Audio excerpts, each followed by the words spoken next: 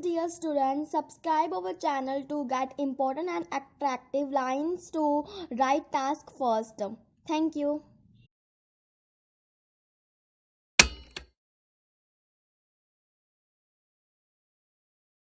Telephone conversation between a hotel receptionist and a caller making a reservation.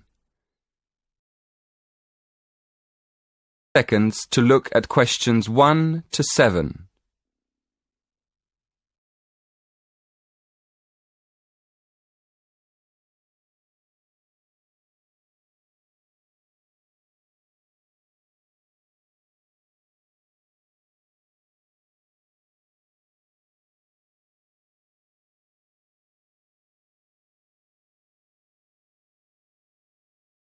Now we shall begin. You should answer the questions as you listen, because you will not hear the recording a second time. Listen carefully and answer questions 1 to 7.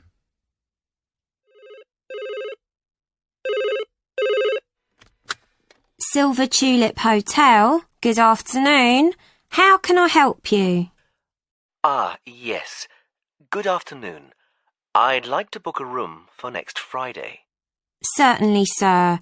How many nights will you be staying? Just one, please. And would you like a single or double room? A double room, please. A double room. And would you like twin beds or a king-size bed? A king-sized bed, please. Let me see. Yes, we do have a double room available for next Friday. Would you like me to book it for you? Yes, please. Could I have your name, please? Yes, it's Edward Francis. Is that Frances? No, it's Francis.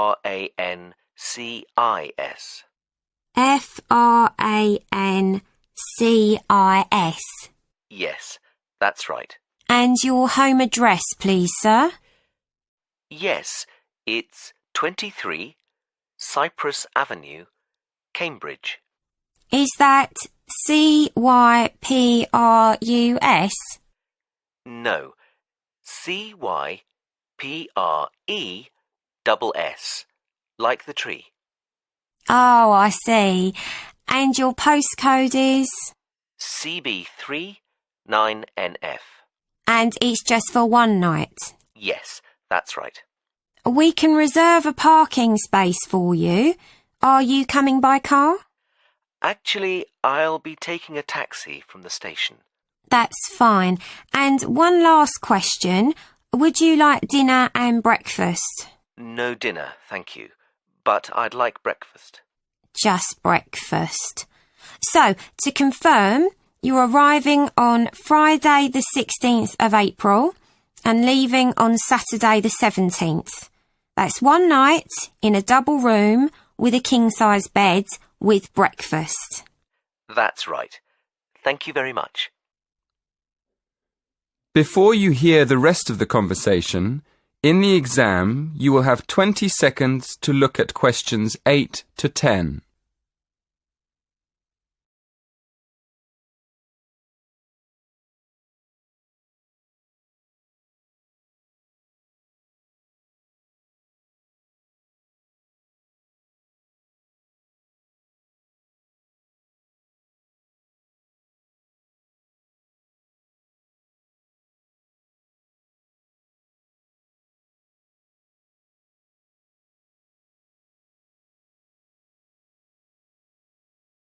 Now listen carefully and answer questions 8 to 10.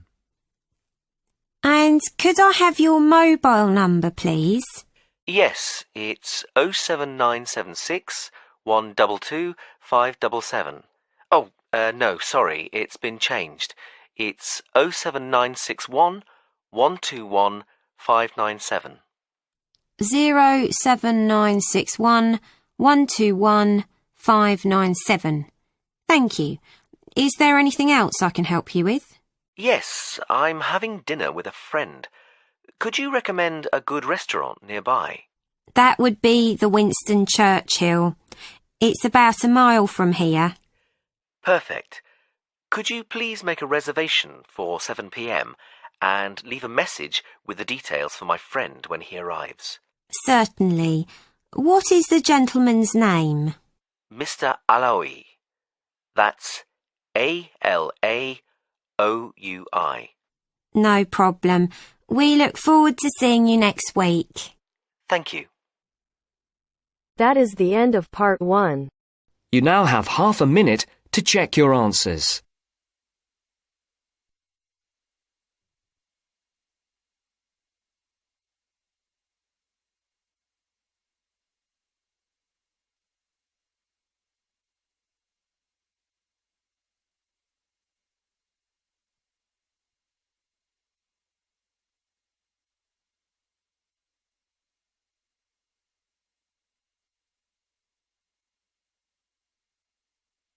Now turns to part 2. Part 2. You will hear the head teacher of an English primary school talking about the school to a group of parents and visitors. First, you have some time to look at questions 11 to 15.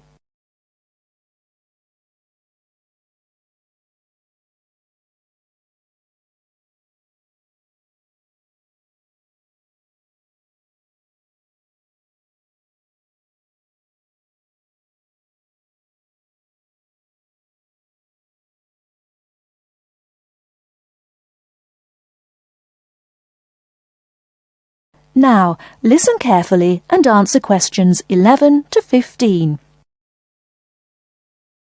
Good morning, everyone. And as the head teacher of Cranley Hill Primary School, I'm very happy to welcome you to our open day.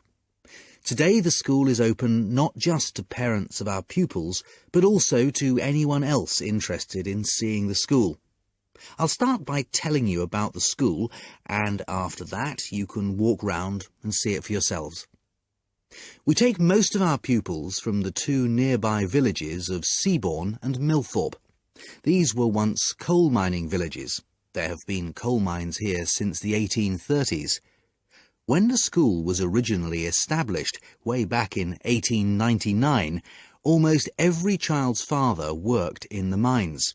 However, the coal mines were closed in 1983, and many people left the area as a result. Nowadays, most of the remaining inhabitants tend to commute to work in the city rather than working locally.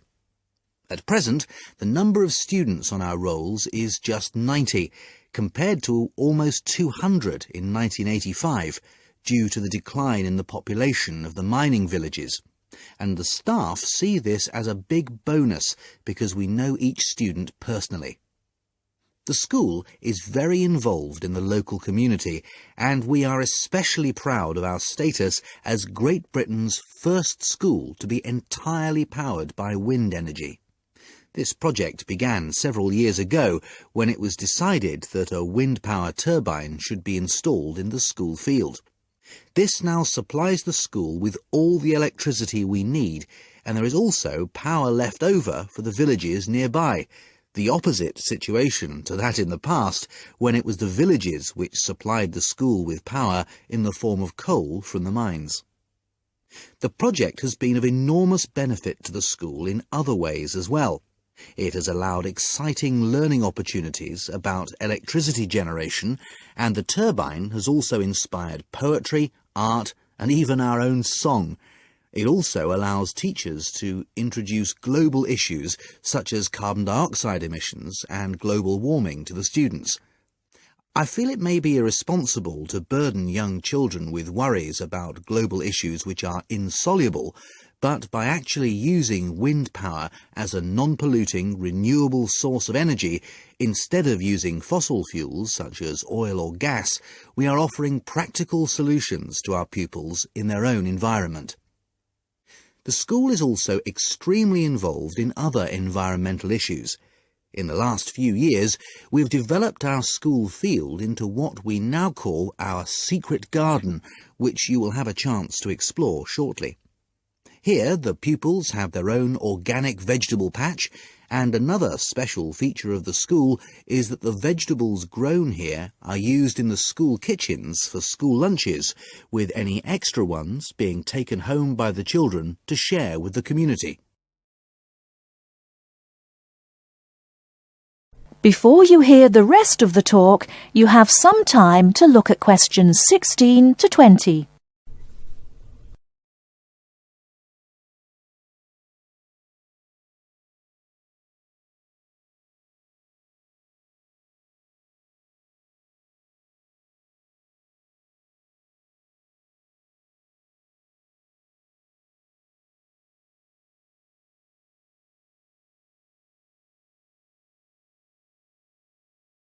Now listen and answer questions 16 to 20.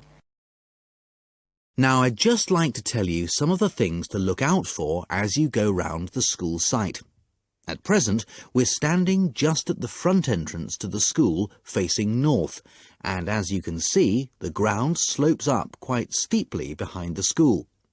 To our right, we have the car park, OK? And to our left, we have our sports field. This is just for training and informal games. We use the village football field for our under-11 matches. At the far end of the car park is our recycling centre. This is for things like paper, glass and so on, and everyone is very welcome to make use of it. Immediately behind the school to the north, we have the play area. Unfortunately, we had to remove the play equipment, the climbing frame and so on, because it didn't conform to safety regulations. But we do have the treehouse in the middle of that area. That's very popular. Then, at the top end of the play area, you'll find the entrance to the secret garden. The vegetable patch is in the bottom corner, and beyond it, hidden in the trees, we have a pond. The children love this because it attracts all sorts of wildlife, frogs, fish, and lots of birds. I should just mention the trees. There are over 30 different species, all planted by the children. In the middle of the garden, we have what we call the storyteller's chair, and this is where the children come with their teachers and sit on the grass to listen to stories. And finally, at the top end of the secret garden, to the left, is our wind turbine. And as you go round the classrooms, you'll find lots of work done by the children explaining all about how it works and how proud they are of it. Right, now, before we go... That is the end of part 2. You now have half a minute to check your answers.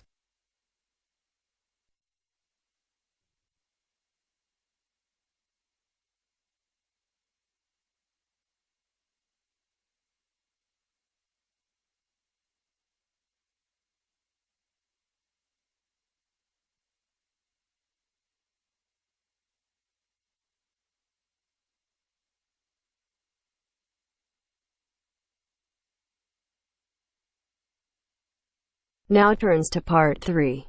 Part 3. You will hear part of a lecture about tourism and the leisure industry.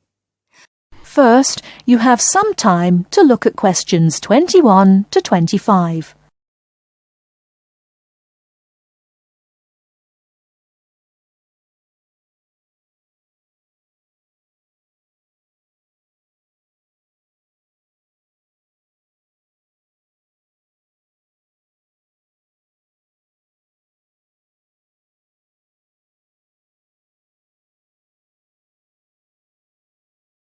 Now listen carefully and answer questions 21 to 25.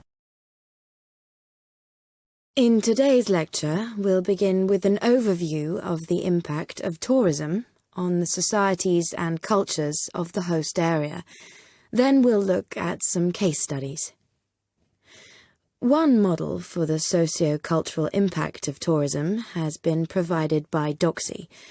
You'll find a reference in your reading list. He called his model the IRIDEX. That's a contraction of Irritation Index, and it attempts to show how the attitudes of local people to tourists and tourism change over the years. Doxy identifies 4 stages. He calls the first stage euphoria, happiness, because initially the tourists are regarded as a novelty. And because of this, they're welcomed by everyone in the host area. But as well as that, there's another reason for the people in the host community to welcome tourists. local people realise that tourism brings scope for economic benefits. As tourist development begins to increase, however, local interest in the visitors becomes sectionalised. That means that some sections of the local population become involved with tourists, while others don't. And it is increasingly the case that commercial rather than social factors are influencing relationships between tourists and the host community. People are less interested in the tourists for their own sake. Doxy calls this stage apathy. If development continues to increase, apathy may change to annoyance. What's causing this? Well, development of the tourist area may start to spiral up out of control, and this is often accompanied by congestion, which is going to make life difficult for local people.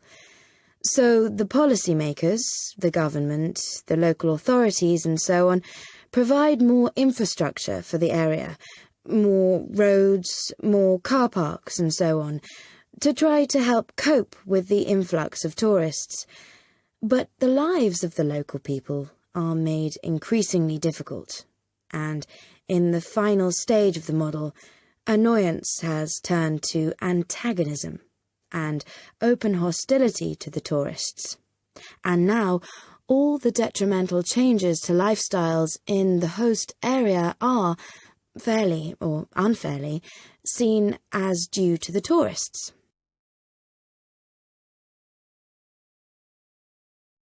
Before you hear the rest of the talk, you have some time to look at questions 26 to 30.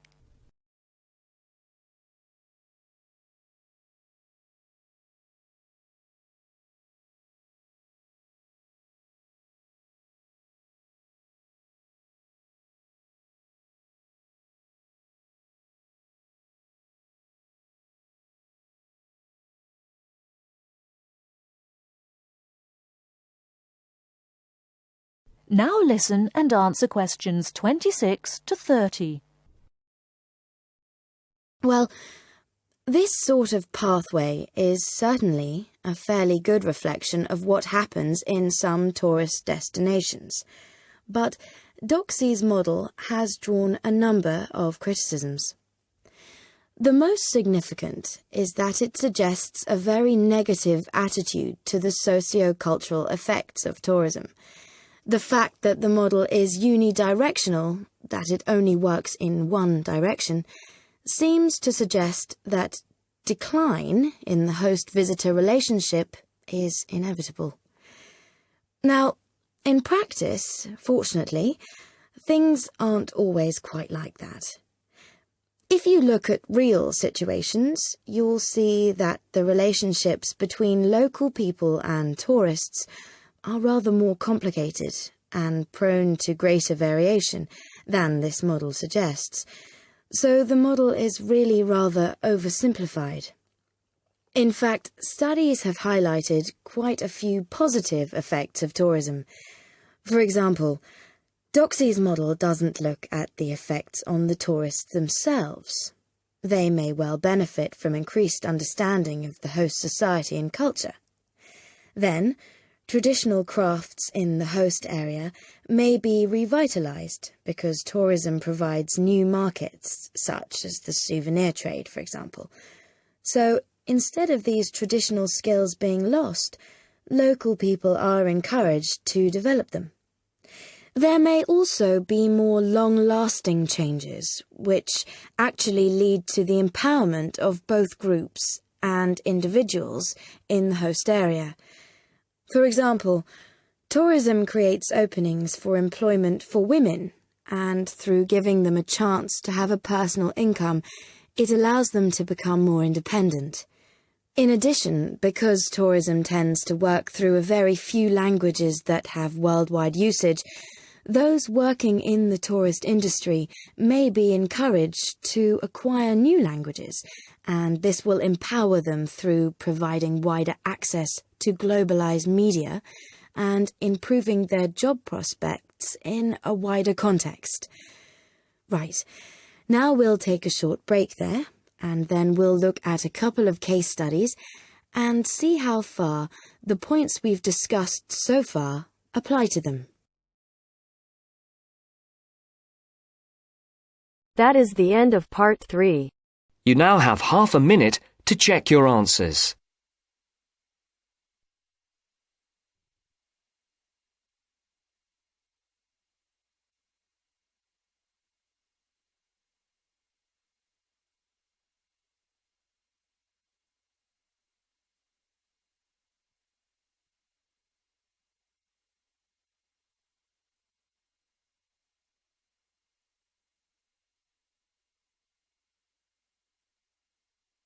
Now turns to part 4. Part 4. Listen to part of a lecture that an architect is giving about the Millennium Dome. Read the summary below before you listen.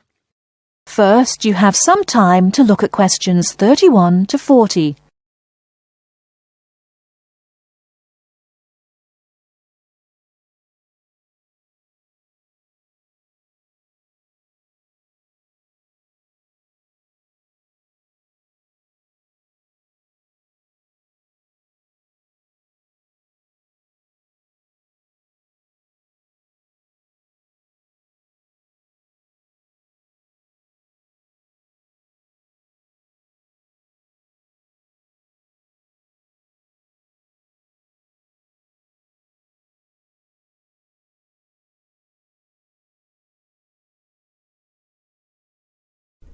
Now listen carefully and answer questions 31 to 40. Ask why the Millennium Dome is so unpopular, why people are so upset by it. After all, there are ugly buildings all over the world. Blocks of flats and office blocks in every city in the world are truly unpleasant to look at. I'm sure you have plenty of ugly buildings in your city. However, the important difference is that the Millennium Dome was not constructed quickly and cheaply like some 1950s block of flats. It was built to celebrate a special occasion. It took years of planning and years of construction. And it cost an enormous amount of money, not far off £1 billion.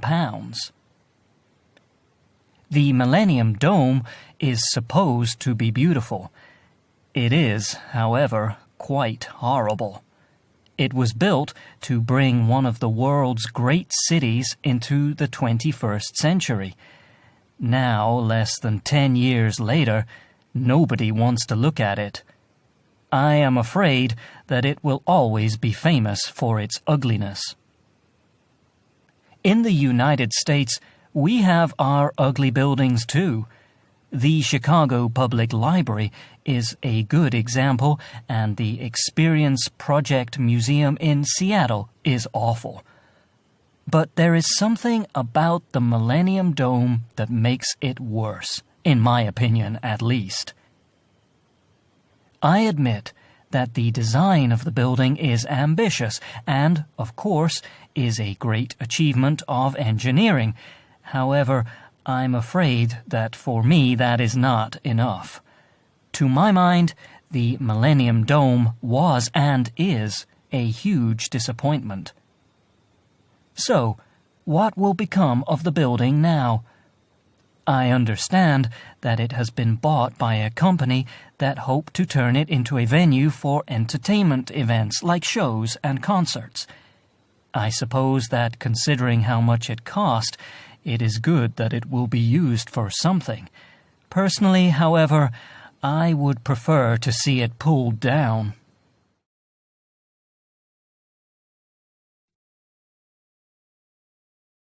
That is the end of part 4. You now have half a minute to check your answers.